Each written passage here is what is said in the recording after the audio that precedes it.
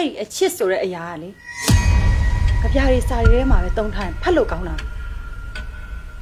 လူမှလက်တွေ့ကြကြစဉ်းစားဖို့အုံနောက်ပဲလို့တယ်ဒီချိန်ဆိုနေတိတ်ကိုပြောနေမှာပေါ့နော်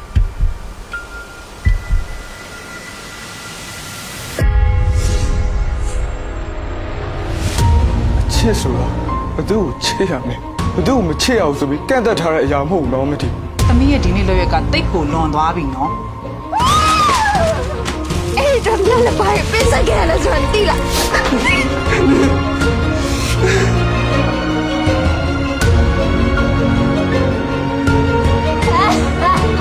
ငါယုံကြည်ခဲ့တဲ့မြတ်လို့အခုပဲသိတော့ဟဲ့မတီမင်းစနေမြလေမတီတမမြင်စရာပါ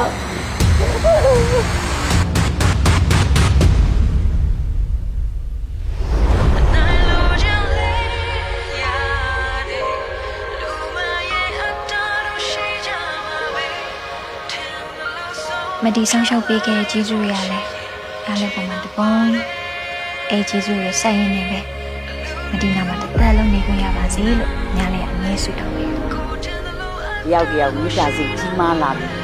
ပေးဆက်ခြင်းနဲ့စိတ်ကြီးများလာပြီစိတ်ကြီ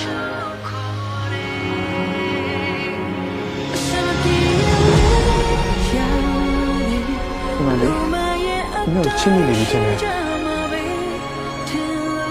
ချစ်ကိုတည်ရသူလားသူများရဲ့ချစ်ချင်းတွေကိုချင်းစားတယ်ရတယ်သူများမြင်နေတဲ့အရာဘယ်မှပြည့်စုံမလို့ဒါရီဟာ